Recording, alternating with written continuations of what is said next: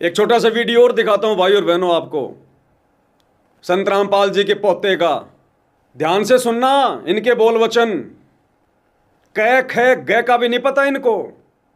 ना ये लोग कभी सत्संग सुनते, ना कभी सत्संग सुन के उस पर मंथन करते। इन लोगों के केवल फीत लग रही है संत रामपाल जी के पोता की, पोती की, बेटा की, बेटी की, भाई की, भतीजे की। केवल उस फीत से इन लोगों का काम चल रहा है। बाकी ज्ञानवान इनके निकट भी नहीं है। राजनीति में आने को लेकर क्या कह रहा है, ध्यान से सुनिए कि राजनीति में संत रामपाल जी आएंगे या नहीं आएंगे, राजनीति से उनका क्या लेना देना, जरा ध्यान से सुनिए एक बार।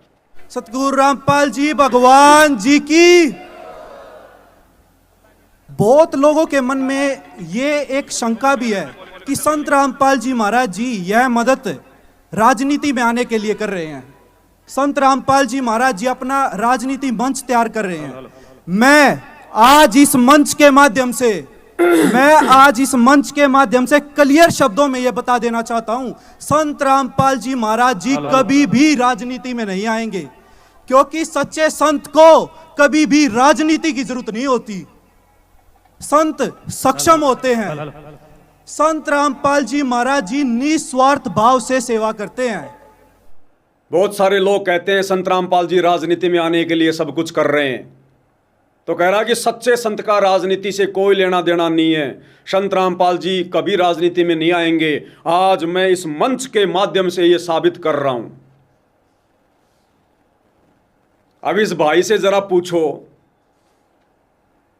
अगर संत रामपाल जी का राजनीति से कोई लेना देना नहीं है, सच्चे संत कभी राजनीति नहीं करते, तो इस विनीत दास से पूछो कि तेरे बाप मनोज दास ने और तेरे ताऊ वीरेंद्र ने, जो संत रामपाल जी के दोनों लड़के हैं, 2019 में कांग्रेस सरकार का समर्थन क्यों किया? क्यों भोली भाड़ी संगत से करवाया? 2019 में हरियाणा में भूपेंद्र सिंह हुड्डा का समर्थन क्यों करवाया? संत रामपाल जी का नाम लेकर, हिसार जेल से उनका आदेश बताकर, जो भूपेंद्र सिंह हुड्डा 2006 के करोथा कांड का मुख्य अपराधी है। अगर संत रामपाल जी का राजनीति से लेना देना नहीं है, तो 2019 में कांग्रेस का समर्थन किस हरामखोर व्यक्ति ने संत रामपाल जी का नाम लेकर करवाया? वो हरामखोर तुम ही हो। तुम ही सतलोक आश्रम वालों ने पीले पर्चे निकाले, गुरुदेव का आदेश बताया और बरवाला कांड के दोषी उस जालिम भूपेंद्र सिंह हुड्डा का समर्थन करवाया, उसको वोट डलवाए हरियाणा में। और पूरे देश में तुम लोगों ने 2019 में कांग्रेस का समर्थन करवाया।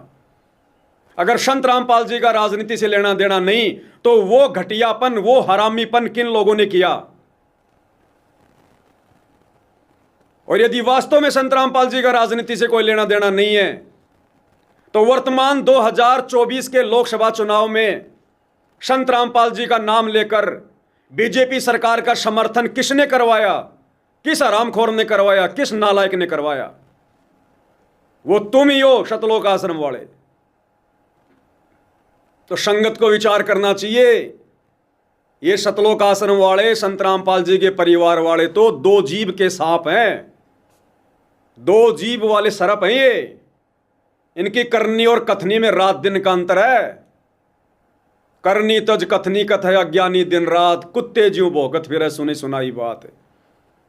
कुछ नहीं पता इनको, ना संत रामपाल जी के विषय में इनको कोई जानकारी, ना उनके ज्ञान के विषय में इनको कोई नॉलेज है, ना इनको कोई सामाजिक ज्ञान है, ना कोई आध्यात्मिक ज्ञान है।